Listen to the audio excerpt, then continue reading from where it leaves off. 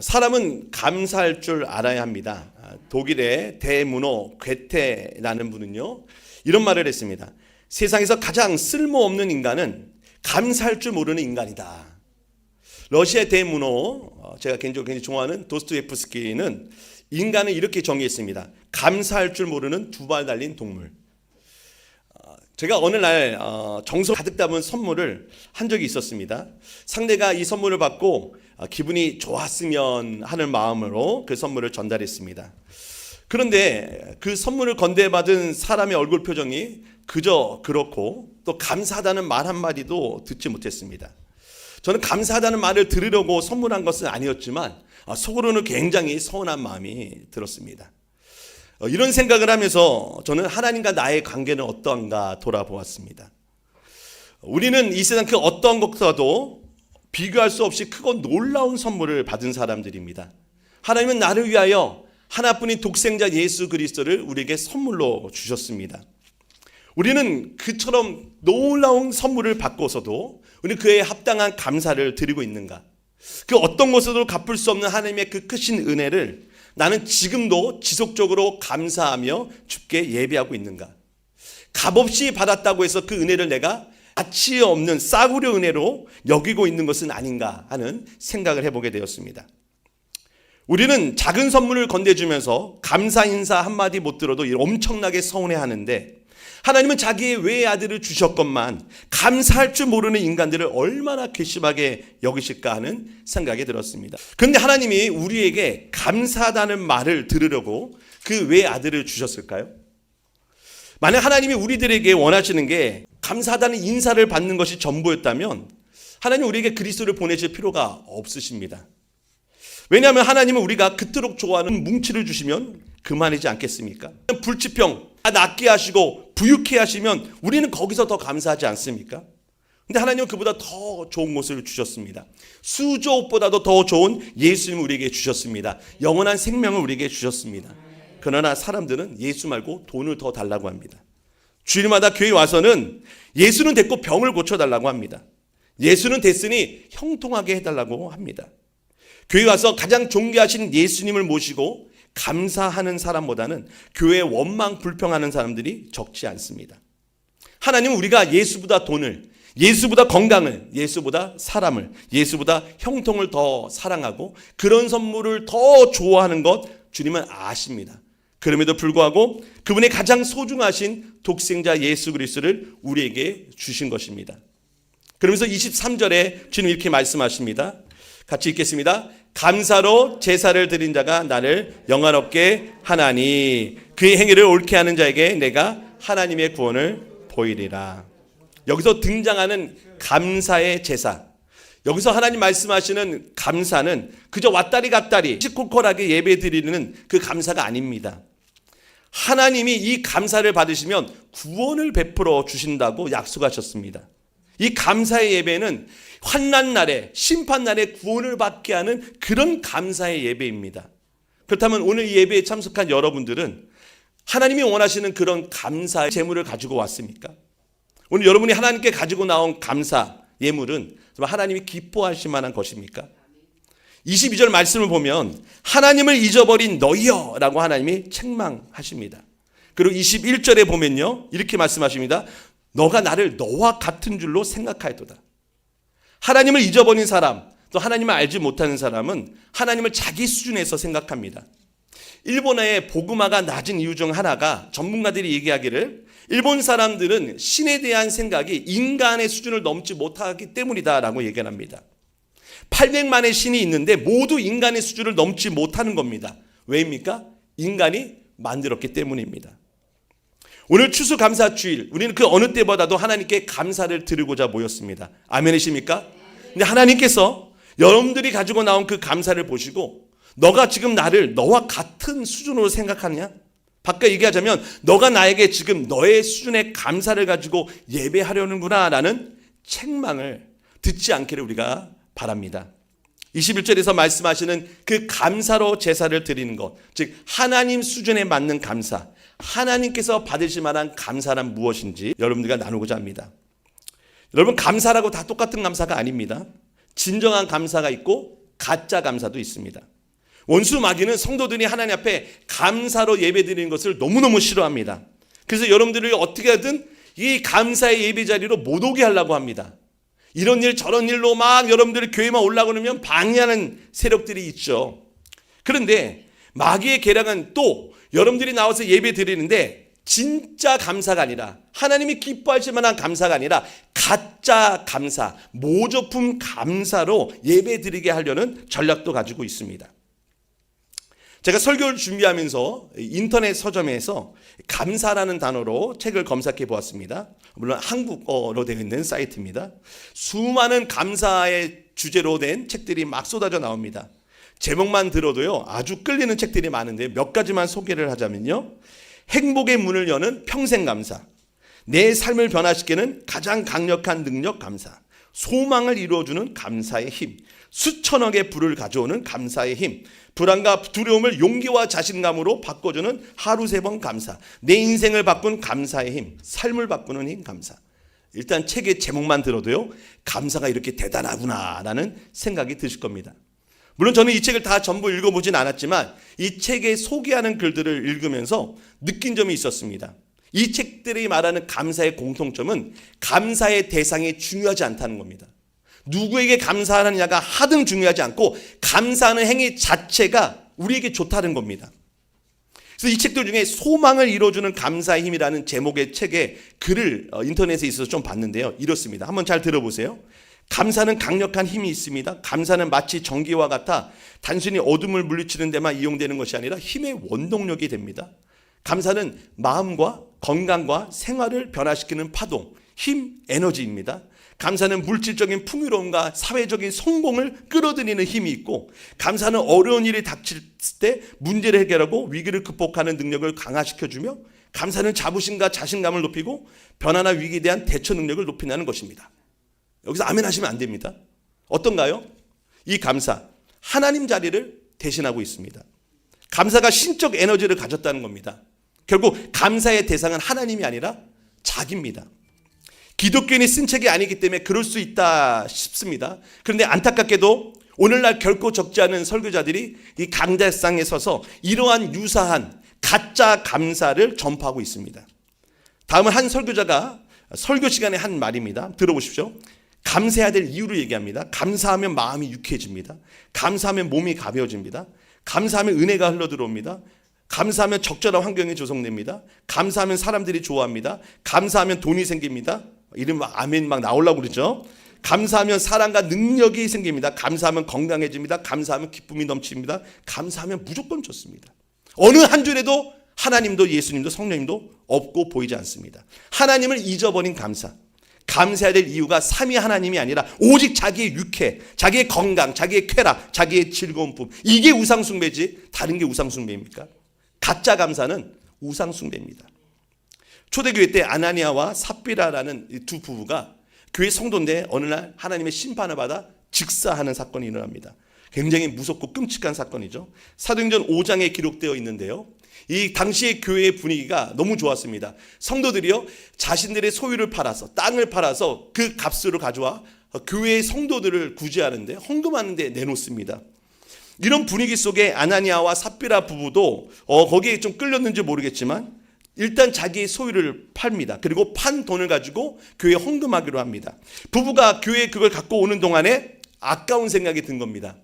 아까운 생각이 들어서 두 부부가 모의하기를 이 중에 일부를 빼가지고 이거를 우리가 따로 챙기자. 그러면서 이 아내가 아마 그 돈을 따로 놔두기 위해 감추기 위해 어딜 가고 남편 아나니아가 먼저 교회에 도착합니다. 그리고 이 아나니아가 사도들의 발 앞에 그 돈을 딱 내놓습니다. 이때 베드로가 아나니아에게 말합니다. 사도행전 5장 3절입니다. 베드로가 이르되 아나니아야 어찌하여 사탄이 내 마음에 가득하여 내가 성령을 속이고 땅값 얼마를 감췄느냐. 땅이 그대로 있을 때에는 네 땅이 아니며 판 후에도 네 마음대로 할 수가 없더냐. 어찌하여 이 일을 네 마음에 두었느냐. 사람에게 거짓말한 것이 아니요 하나님께로다. 무슨 말인가 하면 이 부부에게 그 누구도 땅을 팔아서 헌금하라고 한 적이 없습니다. 전재산을 팔아서 헌금하면 좋습니다라고 말하지도 않았습니다. 그저 자신들이 그렇게 하면 좋겠다 싶어서 시작한 일입니다. 그런데 그 중에 일부가 아까웠던 겁니다. 아니 그거를 또 따로 떼서 자기 통장에 넣어라도 누가 뭐라 할 사람 없습니다. 근데 문제는 뭡니까? 사람들 앞에서 내가 이걸 헌금하면 사람들이 우와 저 아나니아 삽비라 부부 정말 멋있다, 정말 헌신적이구나, 이런 말을 듣고 싶었던 것입니다. 칭찬은 듣고 싶은데 돈은 아깝고, 그래서 일부를 감춰도 사람들은 모를 테니 하고 일을 꾸민 겁니다. 그러나 이 일이 교회에서, 예배 가운데서, 예물 드림 속에서 일이 일어났습니다. 성령을 속인 것입니다. 교회에서 헌금을 하면서도 하나님을 잊어버린 사람이 있습니다.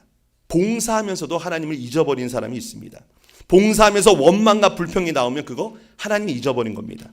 찬양하면서도 하나님을 잊어버릴 수가 있습니다.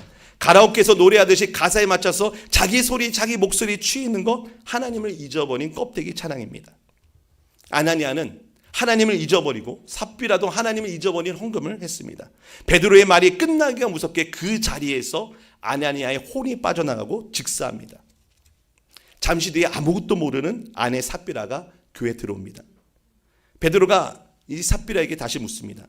그 땅 판값이 이것뿐이냐? 내게 말하라. 너무나 어리석은 삽비라 대답합니다. 예, 이것뿐입니다. 사도행전 5장 9절에 베드로가 이르되 너희가 어찌 함께 꾀하여 주의 영을 시험하려 하느냐? 보라, 내 남편을 장사하고 오는 사람들이 문 앞에 이르렀으니 또 너를 메어 가리라. 누구를 위한 헌금입니까? 누구를 위한 감사 제물입니까? 자기 자신을 위한 감사 아닙니까? 이런 감사는 하나님께 마땅하지 않을 뿐만 아니라 구원은커녕 하나님의 심판을 받는다는 것을 보여주는 사건입니다. 하나님이 여러분들의 가짜 감사에 속을 거라 생각하지 마십시오. 그것은 하나님을 예배하는 것이 아니라 자기를 예배하는 우상 숭배가 될 수 있습니다. 주님의 영을 시험하지 마십시오. 너가 나를 너와 같은 줄로 생각하였도다 하고 책망하실 겁니다. 아나니아와 삽비라의 교훈을 기억하십시오. 하나님의 책망은 단순한 꾸지람 정도가 아니라 심판이며 하나님은 우리들에게 만원의 여김을 받지 않으시는 분이십니다. 그렇다면 오늘 이 본문 23절에서 나오는 감사란 어떤 것입니까? 성도가 하나님 앞에 예배하러 나갈 때 가지고 나와야 될 감사, 그 감사에 대해서 말씀드리겠습니다. 첫째, 감사는 재물이어야 합니다. 재물은 뭐죠? 하나님께 바쳐지는 것이고 그것이 짐승이라면 쪼개지고 찢겨지고 피를 흘리는 것입니다. 감사로 제사를 드린다는 것은 감사의 제물로 하나님께 예배 드린다는 겁니다. 하나님께 예배 드리려면 반드시 제물을 가지고 나와야 됩니다. 왜? 하나님이 가지고 오라 하셨기 때문입니다. 구약의 성도들은 짐승을 가지고 나갔습니다. 신약의 성도들도 하나님께 예물을 가지고 나옵니다. 오늘날 모든 예배가 그렇습니다. 죄송한 말씀인데 주일 예배뿐만 아니라 여러분들의 가정에 신방 예배를 드리시거나 사업장 신방을 예를 드리시면 여러분 일방적으로 예배를 받는 게 아니라 여러분이 하나님께 예물을 드리고 제물을 드리는 시간이기도 한 것입니다. 그런데 제물이란 뭐죠? 본래 찢겨져서 피를 쏟아야 하는 것이 제물입니다. 즉 제물은 희생 제물이어야 하는 것입니다. 여러분들 오늘 하나님께 들고 나온 감사가 찢겨진 피 흘린 희생 제물이 맞습니까? 오늘 본문에 나오는 이 감사는 죄인이 구원을 받게 해주는 위대한 감사, 능력 있는 감사라고 합니다.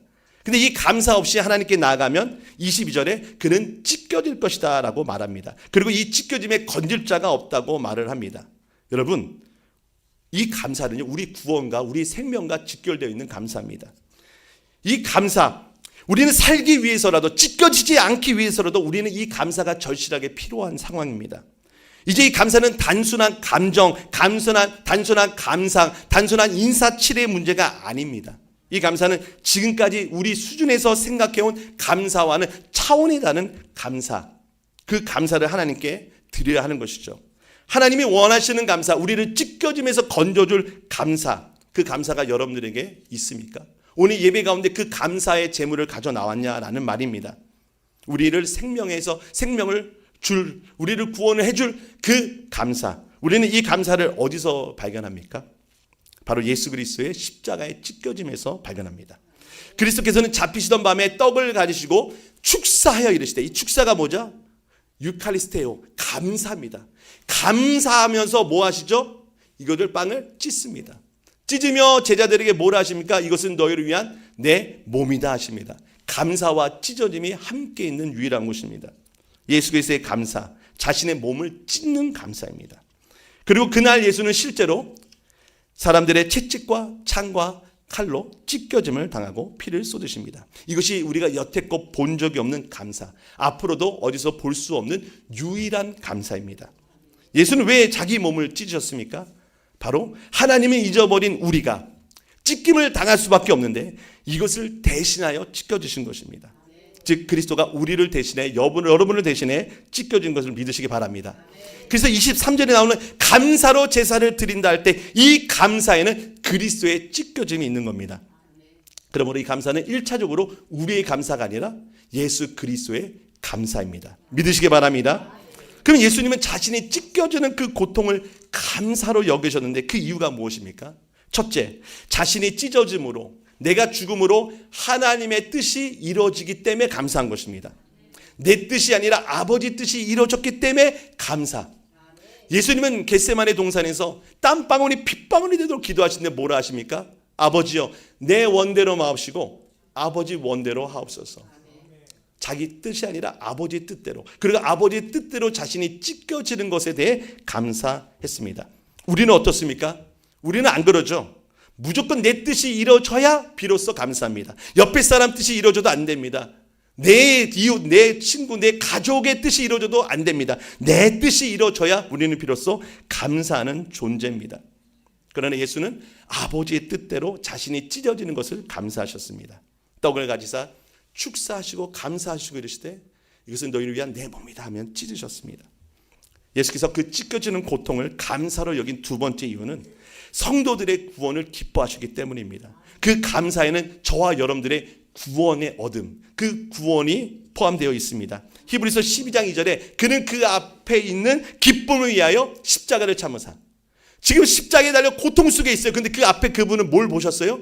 기쁨을 보셨어요. 그 기쁨이 뭐죠? 저와 여러분들이 죄와 사망에서 건진받아 하나님 자녀가 되는 기쁨. 그게 예수 그리스도의 감사입니다. 성도 여러분들이 예수 그리스도를 믿어 죄와 사망으로부터 구원받은 건 바로 예수 그리스도의 감사 덕분인 줄 믿으시기 바랍니다. 그러니까 23절에 나와 있는 이 감사, 우리들의 감사가 아니라 우리들로 인한 예수 그리스도의 감사이다. 저는 이 설교를 준비하면서 눈물이 쏟아질 것 같았고 너무너무 가슴이 벅찬 겁니다. 23절에 하나님이 말씀하시는 감사로 제사 드리는 자, 그리고 하나님을 영화롭게 하는 자, 그가 누굽니까? 1차적으로는 예수 그리스도시다 라는 겁니다. 그러면 그 다음 2차적으로는 누굴 얘기하죠? 바로 구원받은 성도인 저와 여러분들이 바로 이 감사로 예배하는 자, 하나님을 영화롭게 하는 자가 되었다는 것을 믿으시기 바랍니다. 자, 우리는 이제 이 본문, 이 감사를 우리 편에서 어떻게 적용할 것인가를 우리가 생각해 볼 필요가 있겠죠. 자, 우리가 감사로 제사 드리는 자, 하나님을 영화롭게 하는 자가 되어야 되지 않겠습니까? 자, 첫째, 우리는 예수 그리스도의 감사를 가지고 하나님께 나가야 됩니다. 하나님이 인정하시는 유일한 감사가 바로 예수 그리스도의 감사이기 때문입니다. 우리 수준의 감사로는 하나님을 기쁘시게 할 수가 없습니다. 우리의 감사는 늘 한없이 부족한 감사입니다. 예수보다도 세상 물질에 더 감사하는 연약한 감사죠. 하나님은요, 구약 성경에 보면 백성들에게 제사를 드릴 때마다 제물을 가져오라 라고 명령하셨습니다. 소, 양, 비둘기. 하나님 소고기 스테이크가 먹고 싶어가지고 소 가져오라고 하신 걸까요? 염소 피를 마시고 싶어서 가져오란 겁니까? 13절에 보면 아니다라고 말씀하셨습니다. 왜 그렇습니까? 우리 죄 때문입니다. 우리 더러운 죄를 씻어내기 위해 제물의 피가 필요했기 때문입니다. 그런데 우리의 피값 소 몇 마리로 해결될 수 있을까요? 한두 마리로 되겠습니까? 절대 택도 없습니다. 우리는 하루에도 12번씩 이 소를 잡아도 부족합니다. 천천의 순양과 만만의 강물 같은 기름으로도 여러분 한 사람의 죄값을 씻어내기에는 턱없이 부족합니다. 그런데도 하나님은 왜 자꾸 우리에게 바치라고, 이 구약의 성도들에게 왜 자꾸 희생제물을 바치라고 합니까? 이 제사가 이제는 완전히 그치고 영원하고 완전한 제사를 고대하고 소망하게 하기 위해서입니다. 바로 하나님의 어린 양 예수 그리스도로 말미암은 제사를 고대하기 위해서 하나님이 예물을 바치라 하신 겁니다. 이 예수 그리스도 하나님의 어린 양은 우리 편에서 준비한 예물이 아니라 하나님 편에서 친히 우리를 위해 준비하신 제물입니다. 믿으시기 바랍니다. 우리로서는 준비할 수 없는 그 예물을 하나님이 친히 저와 여러분들이 가지고 올 수 있도록 우리에게 보내준 게 바로 예수 그리스도의 성육신입니다. 그래서 사람 중에서는 이걸 가장 먼저 깨닫는 사람이 침례 요한이죠. 보라, 세상 죄를 짊어지고 가는 하나님의 어린 양이로다. 23절에 감사로 제사를 드리는 자가 이젠 우리가 될 수 있는 이유는 바로 하나님께서 저와 여러분들을 나에게 와서 제사 드리라, 감사로 제사 드리라 하면서 그 감사를 우리에게 주셨기 때문입니다. 바로 예수 그리스도 어린 양을 들고 나에게 오라라고 말씀하신 겁니다. 하나님은 그렇게 자신의 피투성이 된 갈갈이 찢긴 당신의 아들을 우리를 통해 다시 받으십니다. 이것이 바로 23절에 감사로 제사를 드리는 자, 참되게 예배하는 자들입니다. 이렇게 우리는 하나님께서 주신 감사를 돌려드립니다. 즉 23절의 감사는 하나님이 우리에게 주신 예수 그리스도 그분이십니다. 둘째로 우리가 예수 그리스도의 찢겨짐에 연합함으로써 우리가 감사로 제사 드리는 자, 하나님을 영화롭게 하는 자가 될 수 있습니다. 우리는 예수 그리스도께 감사를 다시 배워야 됩니다. 나를 위한 감사가 아니라, 이사칠의 감사가 아니라 정말 감사로 하나님의 뜻을 이루는 성도가 되어야 됩니다. 예수님의 감사는요, 성공을 불러오는 감사하고는 전혀 다른 겁니다. 오히려 그 감사는 자기 자신을 부인하고 자기 자신을 십자가에 매다는 감사입니다. 그리스도의 그 감사가 우리 성도들을 통해 나타나기를 바랍니다. 나를 찢고 나를 부인하고 나를 희생함으로써 하나님 뜻이 이루어지는 그 감사. 그래서 우리는 아버지 내 뜻대로 마옵시고 아버지 뜻대로 하옵소서. 올 한 해 여러분 뜻대로 안 된 것들이 많이 있을 겁니다. 그러면 속상하죠. 답답하죠. 그러나 우리 신자들은 그때 감사할 수 있습니다. 왜요? 내 뜻대로 마옵시고 아버지의 선하신 뜻대로 행해 주옵소서 하고 믿고 맡기는 겁니다. 그리고 끊임없이 그분의 뜻에 벗어나지 않기 위해 우리가 하나님 말씀으로 늘 온전해지기를 구하는 것입니다. 말씀을 정리하겠습니다. 사랑하는 성도 여러분, 오늘 우리는 추수 감사 주일 예배로 하나님께 예배드리고 있습니다. 우리는 우리의 수준의 감사로 예배드리는 것이 아니라 하나님이 기뻐하시는 감사, 하나님 만족하시는 감사, 그리스도의 감사를 가지고 오늘 이 시간 주님 앞에 모였습니다. 물론 여러분들이 이렇게 하나님의 감사함으로 이렇게 여러 가지 알곡들, 이렇게 열매들을 가져오셨어요. 그러나 이것을 하나님이 우리를 통해 받으시는 이유는 뭡니까? 우리가 예수 그리스도 그분의 감사로, 그분의 피로 하나님께 나왔기 때문입니다. 하나님을 잊어버린 감사드리지 말기 바랍니다. 이제 우리에게는 하나님을 영화롭게 하는 감사가 있습니다. 오직 구원 얻은 성도들에게만 발견되는 이 감사, 그것은 예수 그리스도 그분이십니다. 예수 그리스도의 감사는 어떤 감사요? 자신을 찢는 감사요. 나의 뜻을 하나님 뜻에 복종시키는 감사요. 하나님의 뜻이 이루어지기를 소망하며 나를 헌신하는 감사입니다. 여러분, 이런 그리스도의 감사를 통해 하나님 앞에 나가고 또 여러분들 이웃들에게 다가서기 바랍니다. 그리스도께 배운 감사로 여러분 부모에게 감사하십시오. 그리스도께 배운 감사로 여러분들의 자녀들에게 감사하십시오. 그리스도께 배운 감사로 여러분들의 직장 동료와 상사와 또 여러분 주변 사람들에게 감사하십시오. 그 감사, 예수의 감사로 하나님 나라가 이루어지는 것입니다. 여러분, 아버지 뜻이 나의 뜻이 되고 아버지의 선하심이 나의 선하심, 하나님의 선물이 내 인생의 최고의 선물이라는 것을 기억하시고 여러분 남은 인생 정말 진정한 감사, 예수 그리스도의 감사를 가지고 하나님 앞에 나아가는 저 여러분들에게 주의 이름으로 간절히 축원드립니다.